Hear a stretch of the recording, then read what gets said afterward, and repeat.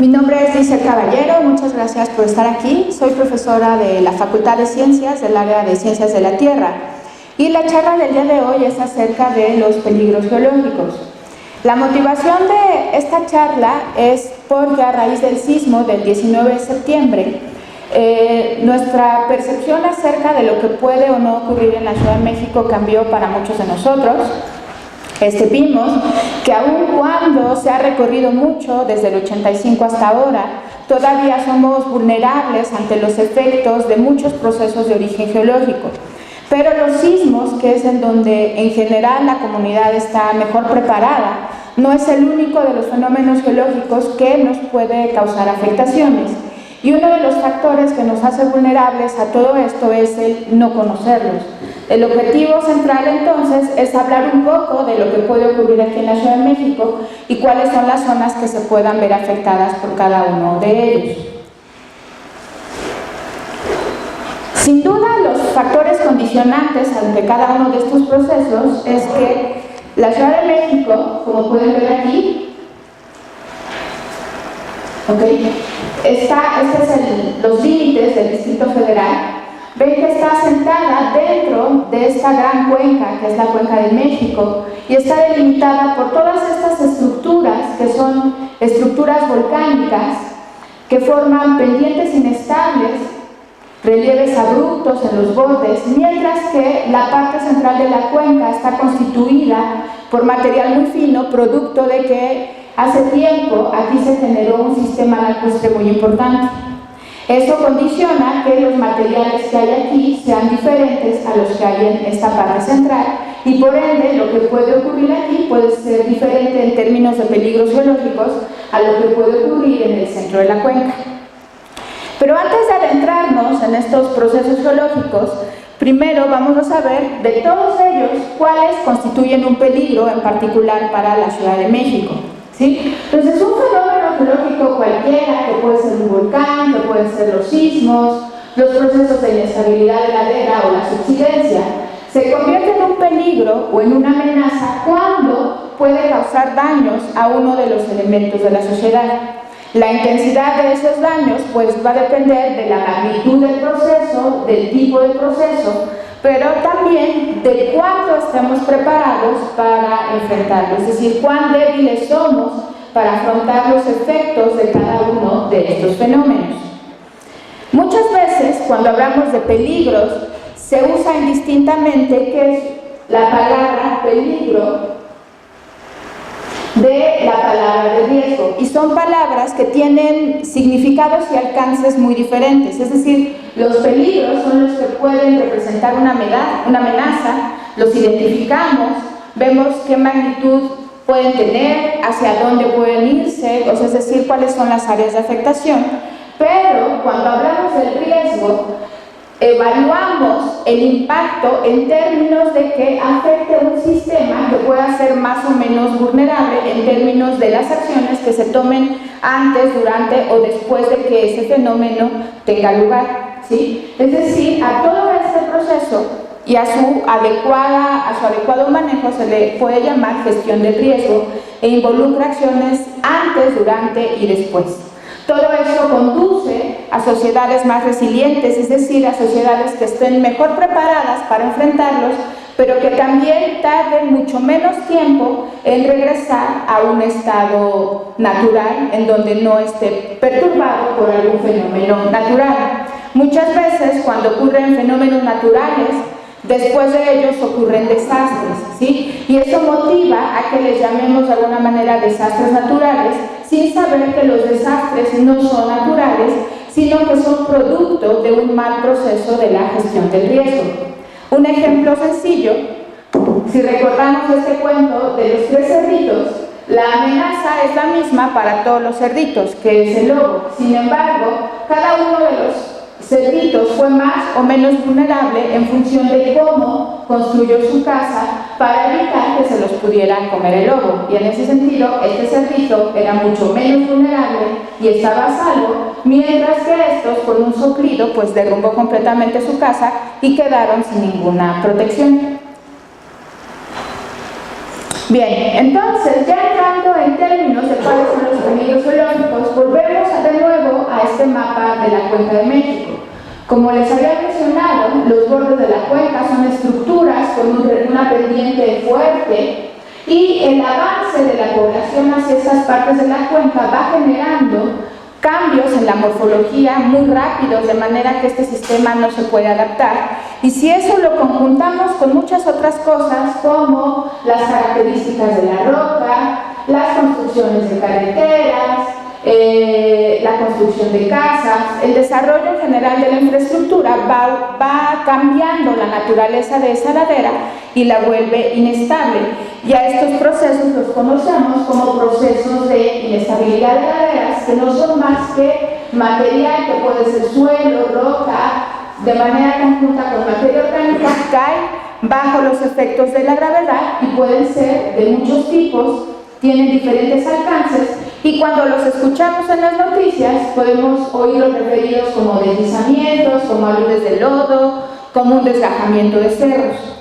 En términos de la Ciudad de México, estos procesos son poco conocidos. ¿Por qué? Porque solo afectan estos bordes de la cuenca, pero son comunes y se han identificado esas zonas de inestabilidad, que aquí en este mapa que es del Atlas Público de Peligros y Riesgos en la Ciudad de México, las clasifica en términos de esa susceptibilidad en alta, media y baja. Podemos observar que las zonas más susceptibles están en la delegación Gustavo Amadero, están en la parte suroeste de la delegación Álvaro Obregón, en Coajimalpa, en la delegación Magdalena Contreras, pero también podemos observar zonas en Tlalpan, en Iztapalapa, en Tláhuac y en Milpalta. Este es el caso más sonado, que es el caso de Santa Fe. No sé si lo recuerdan, esto ocurrió hace 2 años, el 4 de noviembre del 2015, es en la delegación Coajimalpa, y se puede observar qué características tiene ese terreno. Teníamos ya de manera natural una pendiente abrupta, una cima plana, pero si miran detenidamente pueden ver que este material es un material poco compacto. Entonces esa ladera, que de naturaleza ya era inestable por la alta pendiente y por la poca compactación de la roca, le imponemos una carga fuerte que es la construcción de todas estas viviendas, ¿sí? Entonces eso la hace mucho más vulnerable a que ocurran estos procesos. Muchos de ellos dejan estas huellas o cicatrices que forman coronas y que nos sirven para identificarlos. Y esto es muy importante porque en geología siempre se menciona que el pasado es la clave del futuro, es decir, lo que podemos observar que ha ocurrido antes es muy probable que ocurra después. Y estos son los cimientos de un nuevo edificio que seguía construyendo todavía una vez que había ocurrido ya este proceso de remoción. Y como ven, el borde de esta ladera se va a ir recorriendo probablemente poco a poco hacia atrás, y probablemente estos edificios puedan o no verse afectados en el futuro. Sin embargo, ha habido muchos otros casos en la Ciudad de México. Hay unos procesos de inestabilidad que son muy pequeños. Este fue en la delegación Gustavo Amadero, otros en Iztapalapa, como pueden ver, en la delegación Álvaro Obregón. Vemos que hay todo este material y prácticamente esa inestabilidad condujo al colapso de esta casa habitación. Sin embargo, como son fenómenos, les repito, locales, entonces la mayoría de la población no se entera que ocurren. Este es otro en Lomas de Chapultepec. Aquí únicamente se vio afectada esa calle, esa obra de infraestructura, pero pueden ver cómo esta ladera era inestable y probablemente el mismo corte que hizo ese camino o ese talud creado de forma antrópica pudo volver más susceptible la ladera. Esta foto a mí me gusta mucho porque se ve, es en Iztapalapa. Se ven como grandes bloques pueden desprenderse de estos cerros. Imagínense la fuerza de impacto con la que caen cuando se estrellan con las estructuras. Y otra cosa que vale la pena resaltar es que esta ladera ya tenía obras de ingeniería civil. Es decir, que ya se había hecho un tipo de reforzamiento y eso crea una percepción de seguridad, ¿no? Si vemos una obra que sirve para estabilizar la ladera, pensamos que esta ladera ya no puede colapsar. Sin embargo, vemos que aún con ciertas obras de ingeniería civil muchas veces las laderas se tornan inestables, especialmente durante la temporada de lluvias. Otro caso que se puede ver aquí, esta es la carretera México-Cuernavaca.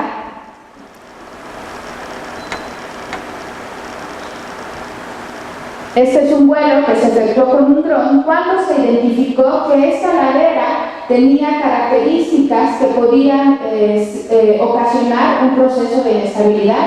Vean cómo la morfología indica que ha habido eventos grandes en el pasado, y vean cómo esta roca está constituida por material muy fragmentado que lo vuelve potencialmente inestable. No sé si se alcanzan a distinguir aquí, hay una fractura. Y uno de los factores que son inestabilizadores de esta ladera es el paso continuo de vehículos pesados que generan vibraciones 24/7 y prácticamente los 365 días del año. Aquí hay unas personas como escala.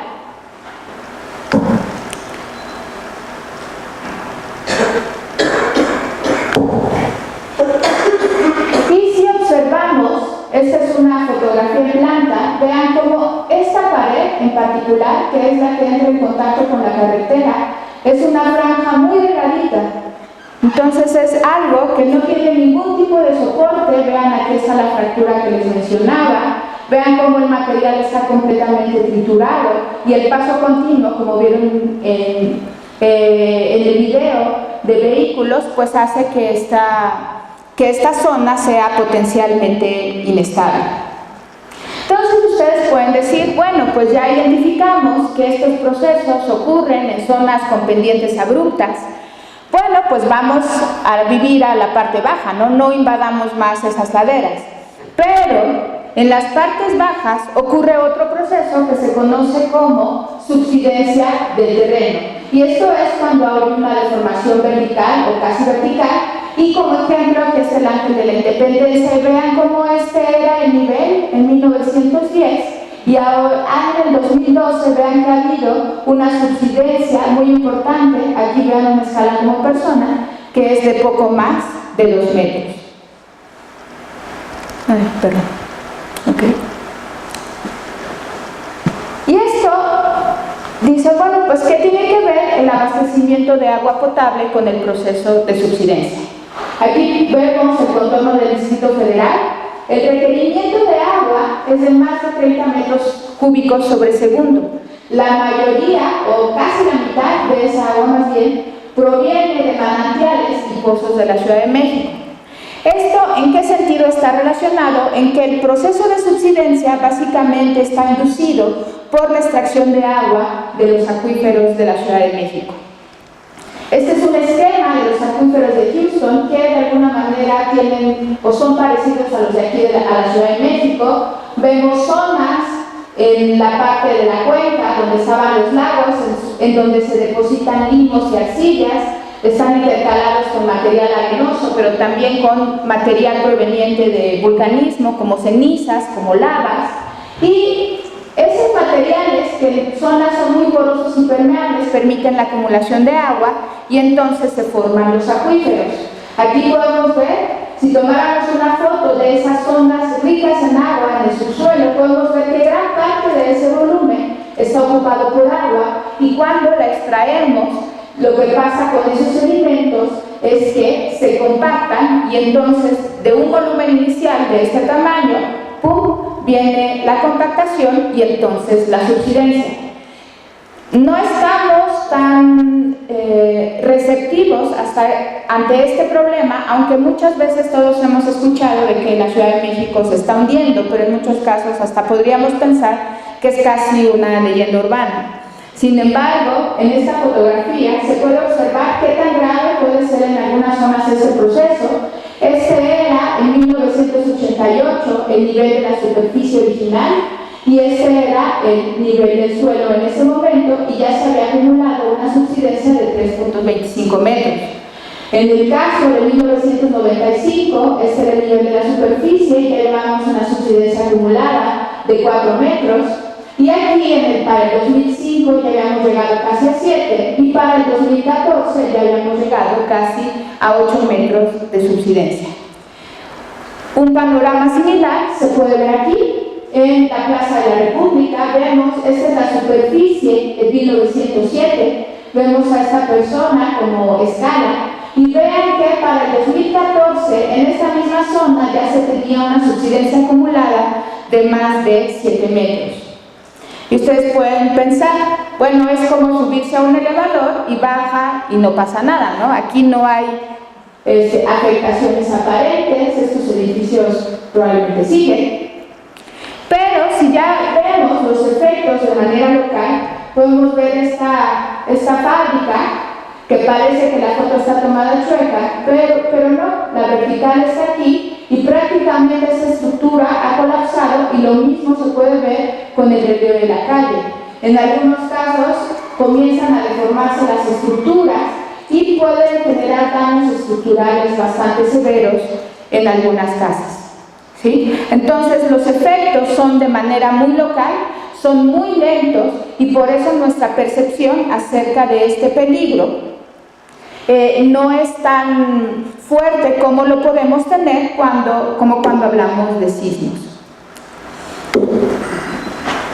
Y bueno, finalmente, otro de los peligros que afectan a la Ciudad de México es el vulcanismo. A diferencia de los otros dos, no afecta o partes bajas o partes altas, sino en función del tipo de amenaza podemos tener que estos procesos pueden afectar varias partes de la cuenca. Pero primero, ¿qué es un volcán? Un volcán es un conducto chimenea por donde hay magma que sale desde el interior hasta la superficie. Y generalmente estamos más familiarizados con estos procesos en términos de lo que vemos en las películas o de la ceniza que nos ha caído eventualmente aquí en la Ciudad de México. Sin embargo, hay muchos procesos asociados al vulcanismo que pueden representar una amenaza. Podemos ver balísticos, cuya distribución es un poco más local, tenemos la dispersión de ceniza, tenemos flujos de lava y tenemos otros procesos que son menos conocidos, pero que pueden generar igual graves daños, que son las corrientes piroclásticas, en donde todo este material que sale por el conducto volcánico, este material piroclástico está mezclado con gases a muy alta temperatura y fluyen sobre las pendientes. Vemos también que puede haber emisión de gases volcánicos que son potencialmente tóxicos para la vida, o en casos de actividad eruptiva muy extrema se pueden generar avalanchas que favorecen el colapso de un sector del edificio volcánico. Hay procesos incluso que no pueden o no estar relacionados con la actividad volcánica, como los lahares, en donde todo este material que se produce durante la actividad eruptiva es removilizado por cuerpos de agua, y estos flujos pueden alcanzar grandes distancias a partir de la fuente y acarrear bloques que dañen completamente las estructuras. Entonces, en términos de vulcanismo, ¿cuáles son las amenazas que pueden afectar directamente a la Ciudad de México? Todos sabemos del Popocatépetl, que es un volcán que tiene más de 5,000 metros de altura, está a 70 kilómetros de la Ciudad de México, y el primer paso para identificar cuáles son las áreas que se puedan ver amenazadas es saber qué es lo que el volcán ha hecho en el pasado, y a partir de ello reproducir fenómenos que ha hecho en el pasado a través de simulaciones numéricas. Entonces el primer paso es ir a campo, checar archivos históricos y ver qué ha hecho este volcán en el pasado, y se ha observado que ha tenido grandes erupciones, como una que ocurrió hace 23,000 años, otra que ocurrió hace 14,000, y en tiempos geológicamente más recientes, una que ocurrió hace 5,000 años, otra hace 1,000 años, y hace casi 2,000 años, y otra hace casi 1,000 años, ¿no? Entonces, esta actividad ha tenido distribución muy grande debido a su grado de explosividad. Sin embargo, en tiempos históricos, se tiene registrada actividad desde 1343 hasta su actualidad. En todo este periodo ha tenido actividad eruptiva que ha consistido de erupción de fumarolas, rocas incandescentes, de la formación y destrucción de domos, y alrededor de 1920 se pudo observar actividad similar a la que está ocurriendo en la actualidad, desde 1994, cuando se reactivó de nuevo el Popocatépetl. Desde 1994 a la fecha ha tenido varios picos en donde se han formado columnas eruptivas de varios kilómetros. Algunas de ellas han llegado a la Ciudad de México. La dispersión de estas columnas eruptivas depende de varios factores, entre ellos, o el más importante, de la altura de la columna, pero también de la dirección e intensidad del viento. Vemos que en el 97 se produjeron columnas de 8 kilómetros de altura. En diciembre del 2000 se produjo una columna mayor a 5 kilómetros de altura y de nuevo en enero del 2000 se produjo otra columna de 8 kilómetros de altura. Una vez que tenemos identificados estos procesos, estas son fotografías de la actividad del 2001, vemos la formación de esta columna eruptiva, el colapso parcial de esta columna generó corrientes piroclásticas en los flancos, que fundieron parcialmente el glaciar que todavía se encontraba en ese momento y generaron la ocurrencia de un lajar que casi llega a uno de los poblados que está aquí, que es Santiago Xariquí. Cuando hablamos de evaluación de peligro, una de las cosas muy importantes es reproducir estos fenómenos a través de computadoras, que fue lo que se hizo para este lajar.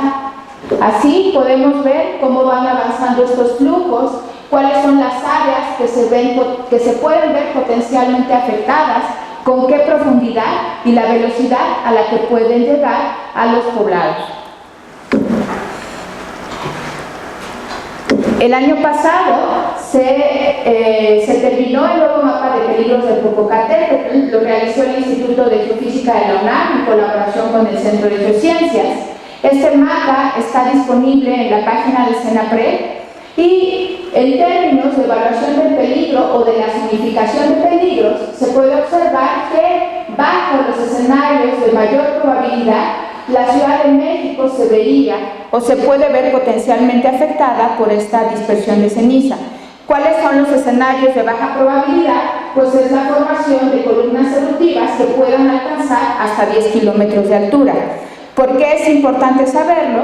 Bueno, uno es porque la ceniza puede tener efectos importantes en la salud, porque cuando se mezcla con agua puede ser corrosiva para el sistema de drenaje profundo, pero también pone en peligro los vuelos comerciales y por lo tanto el funcionamiento del aeropuerto.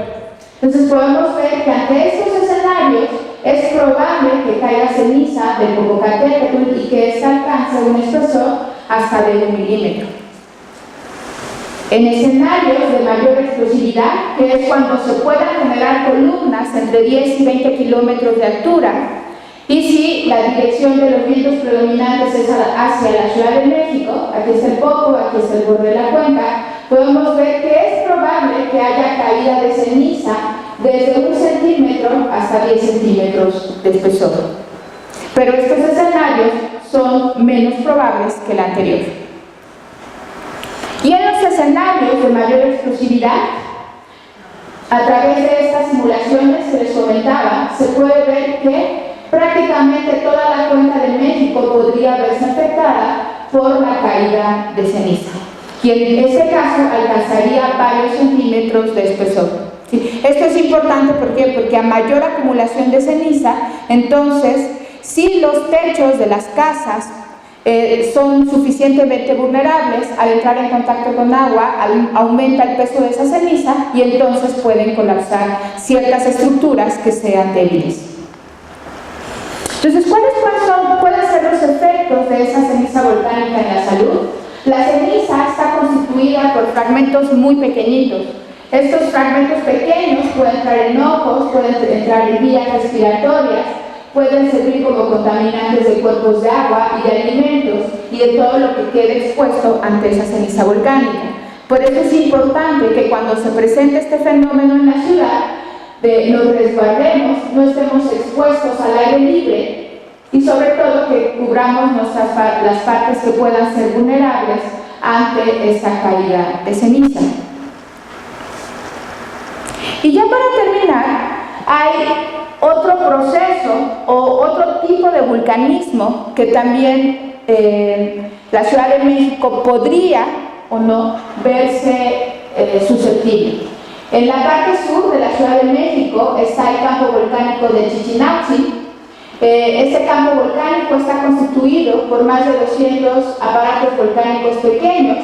Y este tipo de volcanismo tiene una característica, y es que los volcanes solo hacen erupción una vez.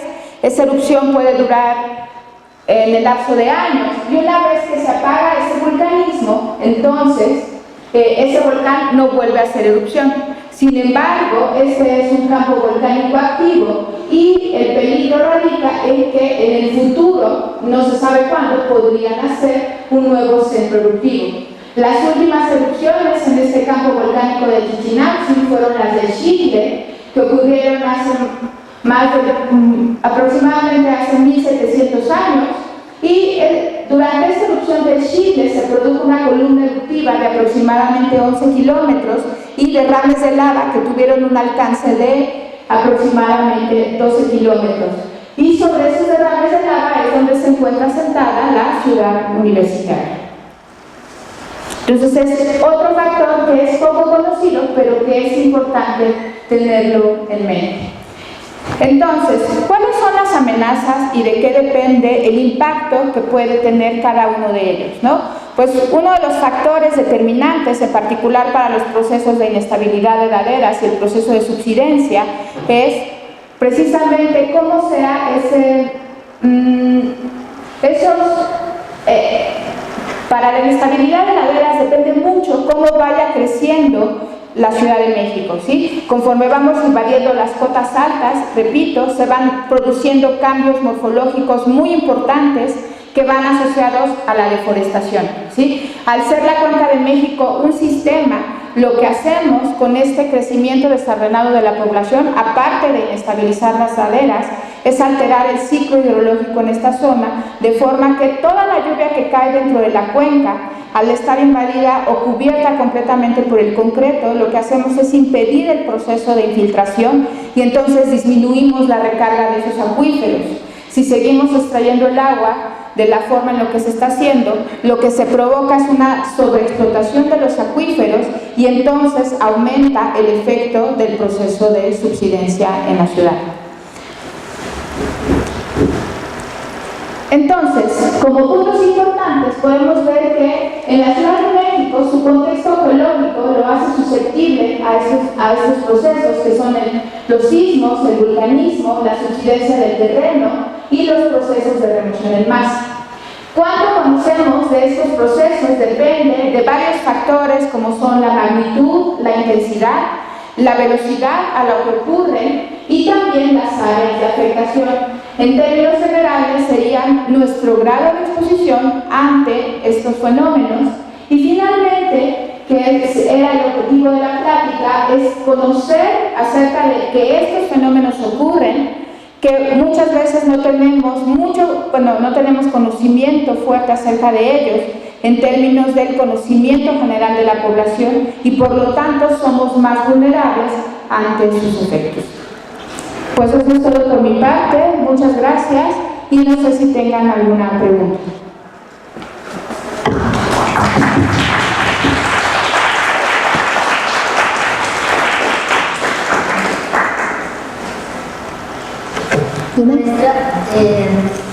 Se sabe que hay un riesgo diferencial dentro de lo que es la cuenca, ¿verdad? Sí. Sí, en realidad el proceso de subsidencia no es homogéneo. Va afectando diferentes zonas de manera local, y uno de los efectos importantes del proceso de subsidencia es que en estas zonas donde hay un gradiente vertical, en esas zonas es donde se pueden generar sistemas de agrietamientos importantes. En otros países se han identificado fracturas o grietas que alcanzan incluso varios metros de profundidad, y además la subsidencia puede hacernos o nos vuelve más susceptibles ante procesos como inundaciones, por ejemplo. ¿Cómo se resuelve? Esa es la pregunta como de millón. ¿Por qué? Porque requiere un manejo muy integral, ¿no? O sea, se requieren muchas cosas. Uno es como un uso probablemente mucho más regulado del agua. Otro es definitivamente que la tasa de crecimiento de la ciudad no vaya creciendo ya de esa manera, no aumentar la densidad de población, porque entonces el requerimiento de agua va a existir y cada vez vamos a requerir mucho más agua para nuestro consumo. Entonces, si la mayor parte de esa agua viene de estos pozos que principalmente se encuentran al oriente de la ciudad, es donde más afecta este proceso de subsidencia, entonces nunca va a cesar el problema. Otra es no invadir las zonas de recarga para no impedir este proceso de infiltración, por ejemplo, ¿no?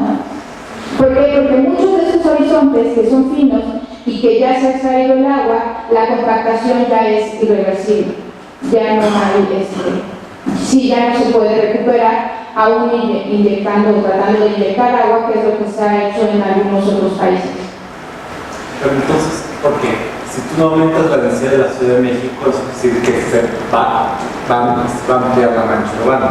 Entonces, se filtra menos el agua. Entonces, negar el aumento de la densidad no te afecta, entonces, porque aumentas el tamaño de la mancha urbana. A ver, otra cosa. O sea, si tú cada vez vive más gente en la Ciudad de México. Exacto. Entonces, no aumenta la densidad, la otra forma que va a crecer es que va a aumentar la mancha urbana. Ajá. Y si aumenta la mancha urbana, entonces tienes menos espacio para que filtre el agua. Sí, también. Entonces, también, digamos, al final es el mismo problema. Sí, exacto. En realidad es una política integral que abarca muchísimas esferas, ¿no? Una es conocer bien el comportamiento de los acuíferos de la Ciudad de México, de las zonas de recarga, y esto lo han hecho mucho, han trabajado mucho las personas del Instituto de Ingeniería, de Geología, de Geofísica, pero también esto del riesgo es una cosa donde entran muchas entidades, ¿no? En diferentes porciones de cómo actuar ante los efectos de estos procesos. Entonces involucran políticas de gestión pública, sí, y de ordenamiento territorial, ¿no? ¿Otra pregunta? Perdón. Más bien tengo una inquietud desde el 19 de septiembre. Sí. Metieron un megaproyecto del lago de Tlaxcala, Morelos. ¿Quiere el micrófono? Para que puedan escuchar. Es posible que hayan alterado las fracturas o algunas fallas geológicas. Y esto es una cuestión porque hubo advertencias. A ver, otra vez, para que puedan escuchar. Si yo tengo una inquietud a partir del 19 de septiembre, el megaproyecto de Huesca, que introdujeron un gasoducto desde Tlaxcala, pasando por Puebla, Morelos hasta llegar a Huesca. Okay. Hay fallas geológicas. Hubo, pues inclusive a Lidia Martín del Pozo se opuso a ese proyecto, ¿no? Sí. Por el vulcanismo. Por el vulcanismo, ¿sabes? Es posible que hayan alterado alguna estructura geológica y el 19 sea una consecuencia de esto. No es posible que lo del 19 de septiembre sea una consecuencia del gasoducto. El sismo del 19 de septiembre es de origen tectónico, estamos en una zona sísmica precisamente por el proceso de subducción de la placa de Cocos por debajo de Norteamérica, que también va relacionada con el vulcanismo que bordea la cuenca de México y que atraviesa toda la República Mexicana, pero no tiene relación con eso. Lo que puede pasar con el gasoducto, bueno, en términos del vulcanismo, es que la zona por donde pasa el gasoducto, y por eso se oponía a la doctora Ana Lidia Martín, es porque está en la zona que está cartografiada como una zona susceptible a ser afectada ante el incremento de actividad del volcán Popocatépetl. Entonces, este tipo de infraestructura se puede ver afectada y obviamente pues, un gasoducto puede aumentar el riesgo en esa zona.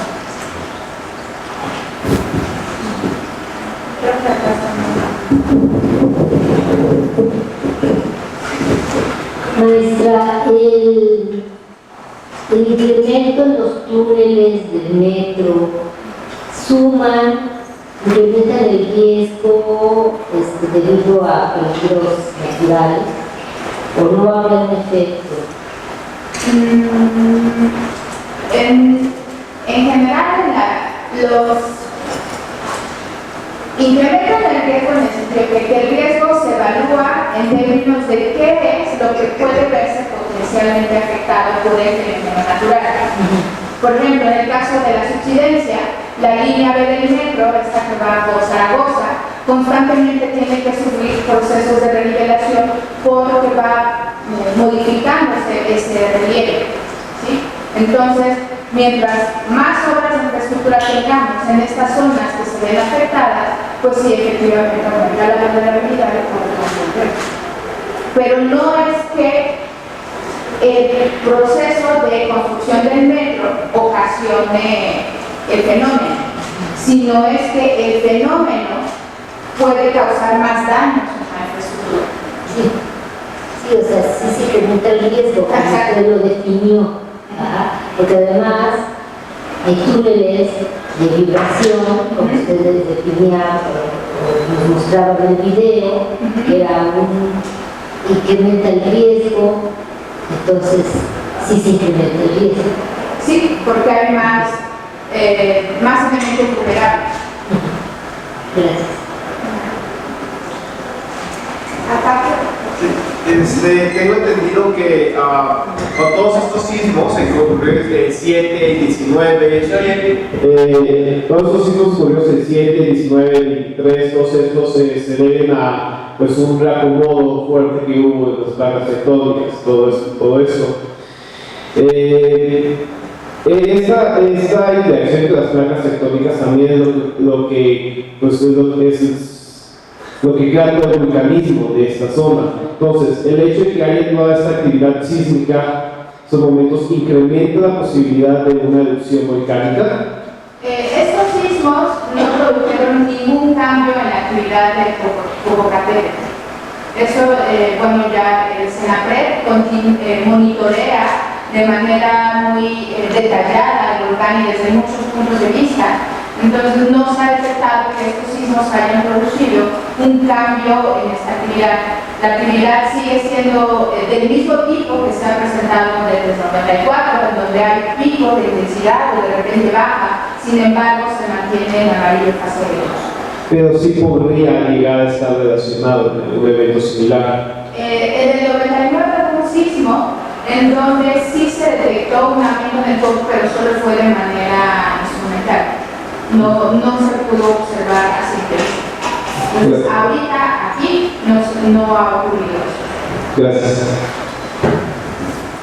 ¿Alguna otra pregunta? Tanto en sismos como en erupciones, ¿Sí? no hay un cálculo así bastante con errores, un cálculo estadístico, o sea, es decir, tomando en cuenta todo lo que se conoce de un volcán de agua, un cálculo aproximado de la probabilidad de erupción en un terreno dado puede ser en años y años. No hay un calculito, no hay un cálculo así más o menos que te dé probabilidades tanto de erupciones o decimos por regiones. Sí, en términos de volcanismo, el doctor Servando de la Cruz y la doctora Ana Teresa Mendoza han hecho cálculos de probabilidades de la ocurrencia de cierto tipo de actividad eruptiva que ocurra en una determinada ventana de tiempo. Sí hay. Sin embargo, bueno, lo que se tiene que hacer de manera continua también es el monitoreo, ¿no? O sea, se contemplan los escenarios que son más o menos probables, pero siempre hay que estar alerta en función de cómo va cambiando la actividad volcánica. ¿Otra pregunta? ¿Podría?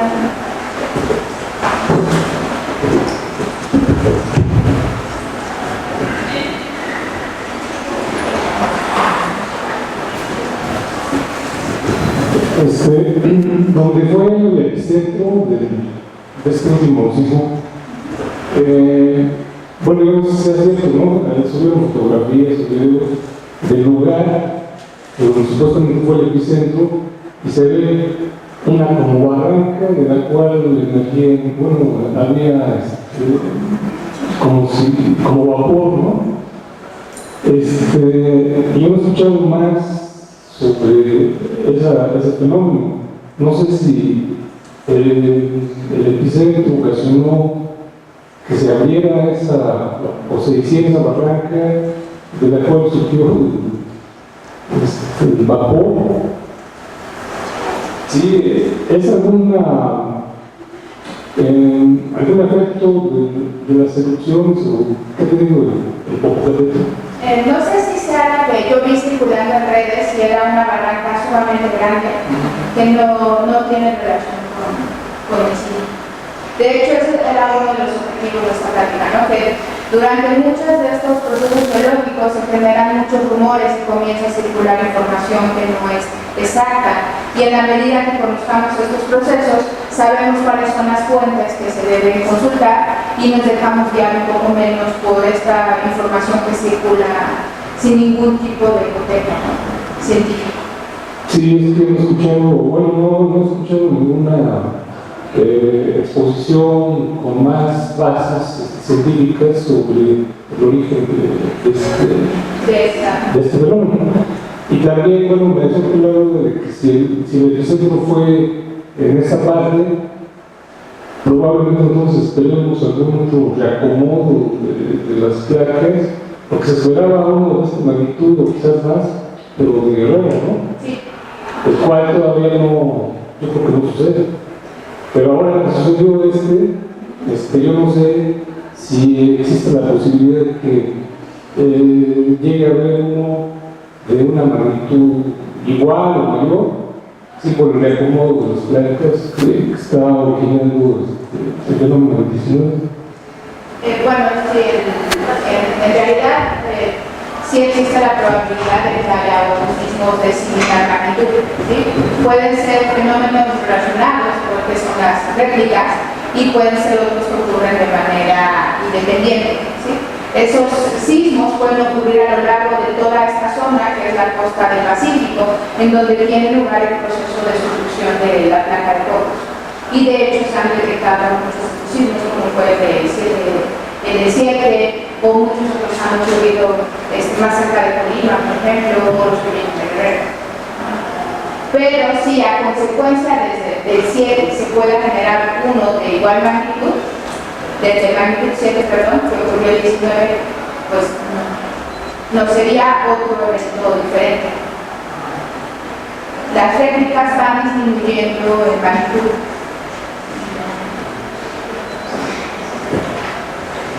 Sí que estamos totalmente de acuerdo de que cuando vino lo del sismo hubo mucha mala información y hablaban hasta de los megasismos y todo eso. Desafortunadamente ahorita hay una situación de lo que llaman cómo vamos a socializar la investigación que se está generando. Creo que tenemos el plano de vulnerabilidad de nuestra red de laderas generada por Senapred, y hay mucha información de vulcanología, sismología, mas sin embargo no llega a donde debería llegar especialmente la parte social, la gente que no tiene acceso a esta información. ¿Qué podríamos hacer independientemente de estas pláticas que están llegando al sector académico y alumnado, pero que llegara más abajo a nivel de que pueda ser toda una sistemas de alerta, sistemas de momento dado de qué hacer? Ahorita nos hace erupción del poco y no sabemos ni qué hacer, independientemente de que haya sismos o no. Si hace una erupción porque hay evidencias geológicas, no tenemos esa cultura de qué hacer durante un evento volcánico o durante un sismo. Lo estamos medio digiriendo, pero vemos que tenemos todavía muchas cosas que mejorar, y independientemente de ser verdaderas, hundimientos, todo lo que nos has comentado, pues deberemos estar ya trabajando sobre sistemas de alerta o sobre comportamientos para este tipo de cosas. No sé si sepas si ya se están abriendo mecanismos de este tipo para poder empezar a trabajar con todo esto. De hecho, sí existen. En realidad hay muchos programas de difusión en varios institutos de investigación científica. Uno de ellos, por ejemplo, de biología, es el Terramóvil, en donde van a muchas escuelas de educación básica a difundir ese tipo de fenómenos, ¿no? No solo los asociados con estos procesos, sino también muchos otros. Ahorita, a partir de lo del sismo del 19 de septiembre, se han organizado muchísimas brigadas de difusión, ahorita la mayoría de ellas enfocadas en la parte de los sismos, pero sin duda se hacen muchos esfuerzos, aunque desafortunadamente no se cuenta siempre con el presupuesto o con el personal, porque no hay tanto presupuesto, para que su impacto sea mucho mayor. ¿Sí? De hecho, esta plática se trata exactamente de eso, ¿no? De comenzar estos esfuerzos por parte de la facultad para que esta información llegue al público en general, ¿no? Pero sí, de hecho, sí hay varias gente que está trabajando en la parte de difusión, solo que todavía no tiene el impacto que se quiere. ¿Alguna otra pregunta? ¿O comentario? ¿Sí? La fuente está la fuente está dividida en tres zonas, ¿no? Clasificados. Zona de lago, zona de gestión, zona de lomas. Nosotros estamos en zona de lomas. ¿Cuál es la peligrosidad en esta zona, por ejemplo? Con otro terremoto de 85 o 19. Yo vivo aquí en Campus Universidad, en Zonas Topes. Llevo 40 años ahí y ahora sí tuvimos fracturas. Las estructuras también, ya tuvimos fracturas. En realidad, con respecto a sismos, es de las zonas más estables, precisamente porque está centrada. Son rocas muy compactas.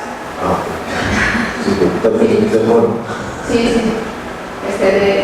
De hecho, la mayoría de los efectos para este sismo ocurrieron en la zona de transición.